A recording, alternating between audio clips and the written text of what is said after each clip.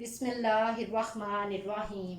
السلام علیکم عزیز طلبہ و طالبات، شعبہ اردو سے میں ہوں مس رفت ریحانہ، اور آج کا ہمارا موضوع سخن ہے حمد کا شعر نمبر 3، شعر نمبر 4 اور شعر نمبر 5۔ آج ہمارا یہ سال اول کا لیکچر نمبر 3 ہے۔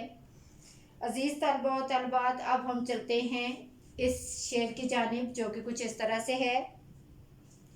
اسی حلاق نے جوہر کو توانائی دی، اسی حلاق نے جوہر کو توانائی دی، پھول پتوں کو عطا جس نے کیے نقش و نگار۔ عزیز طلبہ و طالبات، اب ہم چلتے ہیں اس شعر کے مشکل الفاظ کی جانب، جو کہ کچھ اس طرح سے ہیں۔ خلاق، پیدا کرنے والا۔ جوہر، ہنر یا خوبی۔ توانائی، مضبوطی۔ نقش و نگار، مراد شکل و صورت یا گلکاری۔ عزیز طلبہ و طالبات، اب ہم چلتے ہیں اس شعر کے مفہوم کی جانب، جو کہ کچھ اس طرح سے ہے۔ وہ اللہ ہے جس نے انسان کو طاقت عطا کی اور پھول پتوں کو شکل و صورت عطا کی۔ عزیز طلبہ و طالبات، اب ہم چلتے ہیں اس شعر کی تشریح کی جانب، جو کہ کچھ اس طرح سے ہے۔ شاعر اس شعر میں اللہ تعالیٰ کی صفات بیان کرتے ہوئے کہتا ہے کہ اللہ تعالیٰ نے کائنات کی ہر چیز کو طاقت اور مضبوطی عطا کی ہے۔ وہ خدا لا شریک ہے جو چیز کو خوبصورت شکل و صورت اسی رب نے عطا کی ہے، جس نے انسان کو توانا و مضبوط بنایا۔ اسی خالق کی تخلیق میں کوئی نقص نہیں نکال سکتا۔ اسی نے درختوں پر مختلف قسم کے پھول اور پتے پیدا کیے اور پھر ان کو خوبصورت اشکال کے پیراہن میں ظاہر کیا، یعنی کہ لباس میں ظاہر کیا کہ وہ خوبصورت نظر آنے لگے۔ اگر ہم ان درختوں کے مختلف ثمرات کو دیکھیں، ثمرات جو ہے یہ ثمر کی جمع ہے، جیسا کہ پھل دیکھیں تو ان میں خالق کی ہی جھلک نظر آئے گی۔ وہ رب جس نے اس کائنات میں معمولی سے معمولی ذرے کو بے پناہ قوت عطا کی، طاقت عطا کی، اور لا تعداد پتوں اور پھولوں اور پھلوں میں مختلف اور اچھوتے قسم کے نقش و نگار بنائے، یعنی ان کی مختلف شکلیں جو ہیں وہ بنا کر حسن اور خوبصورتی عطا کی۔ اس پاک ذات نے ہر چیز کو گھیرے میں لیا ہوا ہے۔ ترجمہ: اور اللہ تعالیٰ ہی ہر چیز کو گھیرے ہوئے ہے۔ بقول آتش: باغ عالم کا ہر ایک گل ہے خدا کی قدرت، باغ عالم کا ہر ایک گل ہے خدا کی قدرت، باغباں کون ہے اس کا، یہ چمن کس کا ہے۔ شاعر نے بڑے خوبصورت انداز میں اللہ تعالیٰ کی نعمتوں کا اقرار کیا ہے کہ وہی رب ہے جس نے خاک کے ذرے سے بنے ہوئے انسان میں روح پھونکی، وہ طاقتور بن گیا، پھر اللہ عز و جل نے اسے اپنی قدرت کاملہ سے فہم و فراست دی اور اس پوشیدہ راز فاش کیے، اور فکر و فن کی دنیا میں یہ آسمان کو چھونے لگا۔ یہ وہی رب ہے جس نے انسان کو علوم و فنون کی دنیا میں اتنی سربلندی دی کہ وہ دنیا فتح کرنے لگا۔ اسی رب نے کائنات کی ہر شے کو رنگ و روپ عطا کیا، طرح طرح کے پھول پیدا کیے، پتے بنائے، اور پھر ہر دل آویز پتی اور ہر پھول کو اپنی قدرت سے الگ الگ صورت عطا کی۔ انسان خود بھی اس کی تخلیقات کو دیکھ کر دنگ رہ جاتا ہے، یعنی کہ حیران رہ جاتا ہے۔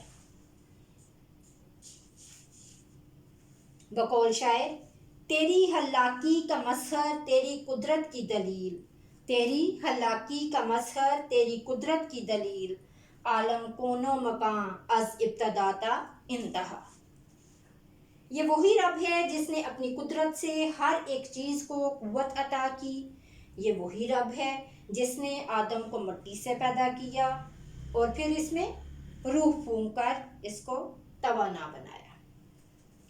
بقول شاعر: آ گیا دم ہو گیا آدم، آ گیا دم ہو گیا آدم، آدم میں جب تک دم نہ تھا وہ خاک تھا آدم نہ تھا، آدم میں آگے دم ہوا یہ خاک سے آدم ہوا، یہ بید سارا دم کا ہے اور یہ دم اس نے ہم کو دیا ہے۔ وہی رب ہے جس نے پھولوں پھلوں کے ساتھ ساتھ پتوں کو بھی نقش و نگار عطا کیے۔ ہر درخت کا پھل الگ ہے اور ہر پھول کا رنگ الگ ہے، اور مختلف رنگوں اور مختلف خوشبوؤں سے اس چمن کو آراستہ کیا ہے۔ بقول شاعر: ذرہ ذرہ پتا پتا تیری صنعت کا گواہ، ذرہ ذرہ پتا پتا تیری صنعت کا گواہ، بلبل و قمری ہے تیری حمد میں نغمہ سرا۔ عزیز طلباء و طالبات، اب ہم چلتے ہیں شعر نمبر 4 کی جانب، جو کہ کچھ اس طرح سے ہے: اسی خالق اسی مالک کی ہے سب حمد و ثنا، اسی خالق اسی مالک کی ہے سب حمد و ثنا، آبشاروں کا ترنم ہو کے گلبانگے ہزار۔ عزیز طلباء و طالبات، اب ہم چلتے ہیں اس شعر کے مشکل الفاظ کی جانب، جو کہ کچھ اس طرح سے ہیں: خالق پیدا کرنے والا، حمد و ثنا اللہ کی تعریف کرنے والا، ترنم موسیقیت، گلبانگے ہزار بلبل کا چہچہانا۔ عزیز طلباء و طالبات، اب ہم چلتے ہیں اس شعر کے مفہوم کی جانب، جو کہ کچھ اس طرح سے ہے: کائنات کی ہر چیز اللہ تعالیٰ کی حمد و ثنا بیان کرتی ہے، چاہے وہ بلندی سے گرنے والا پانی ہو یا بلبل کے چہکنے کی آواز ہو۔ عزیز طلباء و طالبات، اب ہم چلتے ہیں اس شعر کی تشریح کی جانب، جو کہ کچھ اس طرح سے ہے: اس شعر میں شاعر نے اللہ تعالیٰ کی حمد و ثنا کے مضمون کو قلم بند کیا ہے، یعنی کہ اس کو لکھا ہے۔ شاعر کہتا ہے کہ اس کائنات میں موجود ہر چیز اپنے اپنے انداز میں اللہ تعالیٰ کی حمد و ثنا بیان کرتی ہے، اور اس کائنات میں پائے جانے والی جاندار اشیاء تو اللہ تعالیٰ کی حمد و ثنا بیان کرتی ہی ہیں، مگر بے جان چیز بھی اسی خالق و مالک کے قوانین فطرت پر چلتے ہوئے اپنے اپنے محسوس انداز میں اللہ تعالیٰ کی حمد و ثنا بیان کرتی ہے۔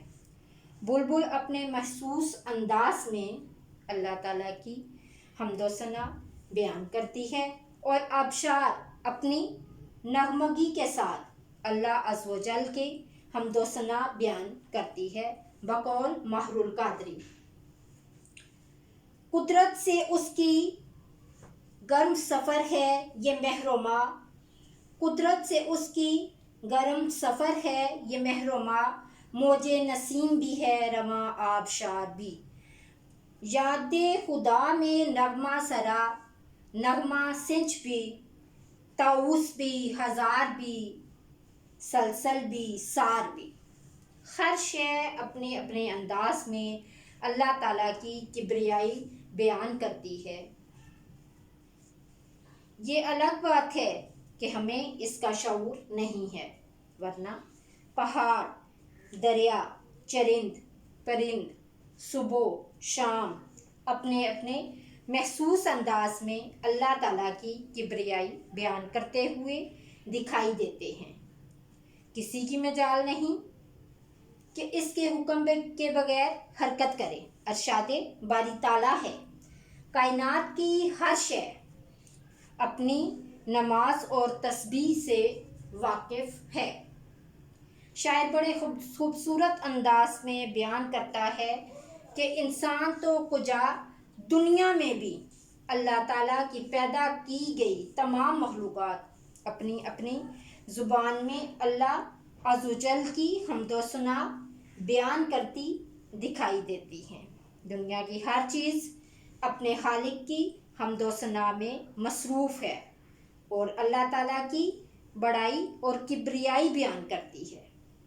آبشاروں کا ترنم جو سنائی دیتا ہے اصل میں نغمگی نہیں ہے، بلکہ یہ آبشار کی عبادت ہے اور وہ اپنے محسوس انداز میں حمد و ثنا بیان کرتی ہے۔ ہمیں جو پرندوں کے چہکنے کی آوازیں سنائی دیتی ہیں، ہر پرندہ اپنے اپنے انداز میں اسے رب جلیل کی حمد و ثنا بیان کرتا ہے۔ ہر مخلوق اپنے خالق کی عظمت و صفت کا اقرار کرتے ہوئے دکھائی دیتی ہے۔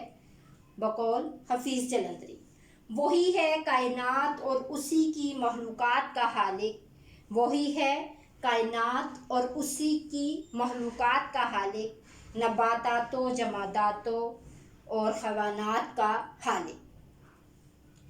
عزیز طلباء و طالبات، اب ہم چلتے ہیں شعر نمبر 5 کی جانب، جو کہ کچھ اس طرح سے ہے۔ یہ سب آیات الہی ہیں ذرا غور سے دیکھ، یہ سب آیات الہی ہیں ذرا غور سے دیکھ، اس کی پھر حمد بیاں کر، اسی خالق کو پکار۔ عزیز طلباء و طالبات، اب ہم چلتے ہیں اس شعر کے مشکل الفاظ کی جانب، جو کہ کچھ اس طرح سے ہیں۔ آیات الہی، اللہ تعالیٰ کی نشانیاں۔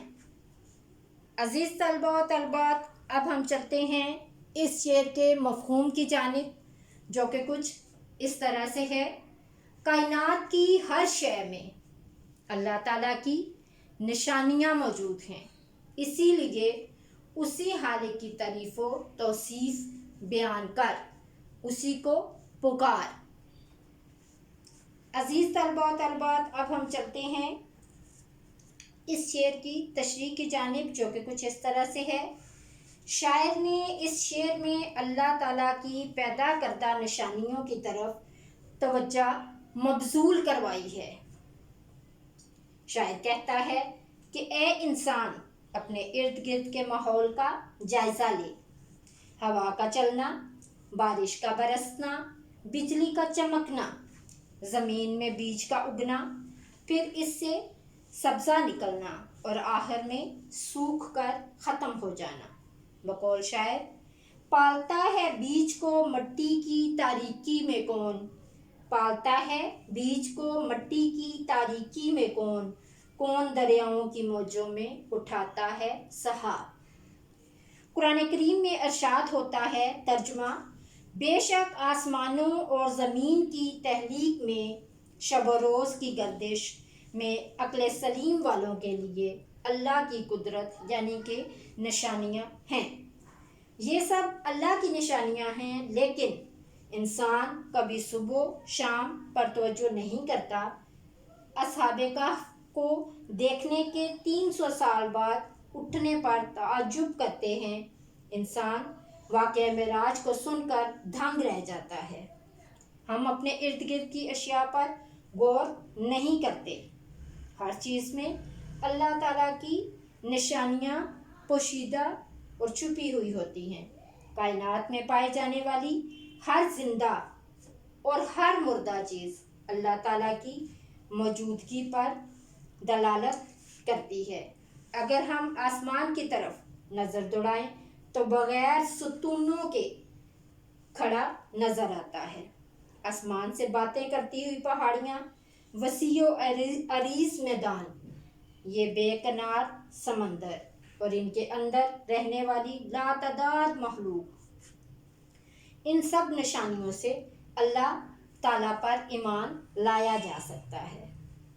اس لیے ہمیں ہر وقت اللہ تعالیٰ کی کبریائی اور صفات بیان کرنی چاہیے۔ اللہ تعالیٰ کے سوا کسی کو معبود نہیں ماننا چاہیے اور سچے دل سے اس کی حمد و ثنا اور کبریائی بیان کرنی چاہیے۔ قرآن پاک میں ارشاد ہوتا ہے، ترجمہ، اور بھی بہت سی چیزیں مختلف رنگ و روپ کی اس نے تمہارے لیے زمین میں پھیلا رکھی ہیں، بے شک نصیحت قبول کرنے والوں کے لیے اس میں بڑی نشانیاں موجود ہیں۔ بقول شاعر، بنائے اپنی حکمت سے زمین و آسماں تو نے، بنائے اپنی حکمت سے زمین و آسماں تو نے، دکھائے اپنی قدرت سے ہمیں کیا کیا نشاں تو نے۔ بقول حفیظ جلندری، آفاق میں پھیلے گی کب تک نہ مہک تیری، آفاق میں پھیلے گی کب تک نہ مہک تیری، گھر گھر لیے پھرتی ہے پیغام صبا تیرا۔ عزیز طلبہ و طالبات، آج کا ہمارا یہ لیکچر نمبر 3 جو ہے، جو کہ شعر نمبر 3، ہم کے شعر نمبر 3، شعر نمبر 4 اور شعر نمبر 5 پر مشتمل تھا، اختتام پذیر ہوتا ہے۔ لیکچر نمبر 4 کے ساتھ ہم دوبارہ حاضر ہوں گے، اس وقت تک کے لیے اجازت دیجیے۔ اللہ حافظ۔